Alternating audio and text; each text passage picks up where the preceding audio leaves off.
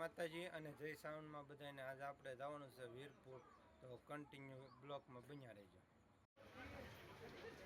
જય જલારામ બાપા. તો આજે આપણે વીરપુર ધામ આવી ગયા છીએ, જ્યાં જલારામ બાપાની જગ્યા છે. તો અત્યારે હું ફોટો દ્વારા તમને જલારામ બાપુના દર્શન કરાવું છું. જય જલારામ બાપા.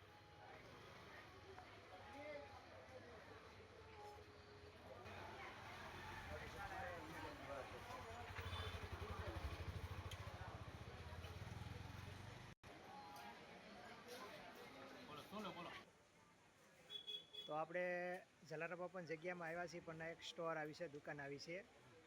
તો આપણી સાથે એક ભાઈ આપણે મિત્ર બેઠા છે. શેઠ, આપણી દુકાનનું શું નામ છે?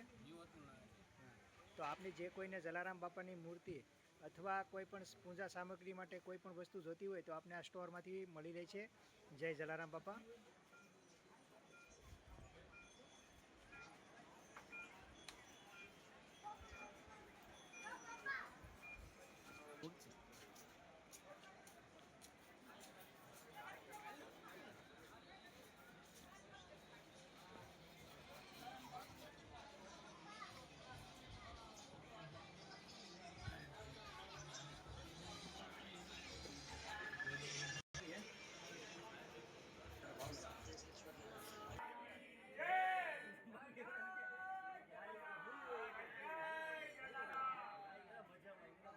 અત્યારે આપણે વીરપુર તો આવ્યા છીએ, પણ અત્યારે વીરપુરની અંદર જલારામ બાપુના ભક્તો પણ આવ્યા છે ને અતિ આનંદમાં છે અને જયકારો લગાવે છે કે જય જલારામ બાપા.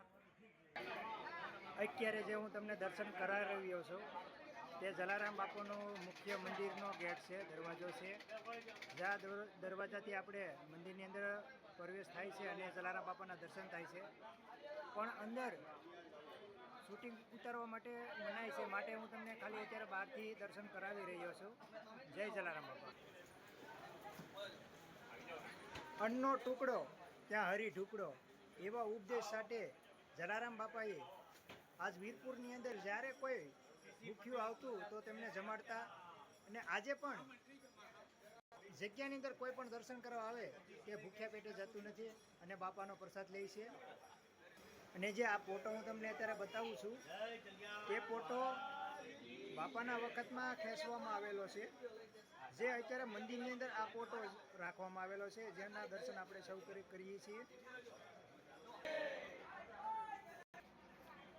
આજ વિશ્વભરમાં માત્ર એક એવી જગ્યા છે જ્યાં એક પણ રૂપિયો દાન લીધા વગર અને મંદિરમાં કોઈ પણ દાન પેટી રાખવામાં આવી નથી.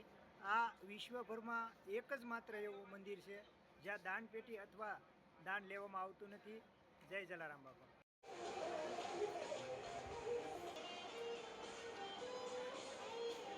જય જલારામ બાપા. તો આજે આપણે જલારામ બાપુના દર્શન કરવા માટે ખાસ વીરપુરમાં આવ્યા છીએ, જ્યાં જલારામ બાપાની પવિત્ર જગ્યા છે. જય જલારામ. તો અત્યારે આપણે એક દુકાનની મુલાકાત લીધી છે. ભાઈ, આપની દુકાનનું નામ જણાવશો? જ્યારે પણ આપણે વીરપુર આવો ત્યારે આ દુકાનની મુલાકાત લેજો, કેમ કે બાપાની મૂર્તિ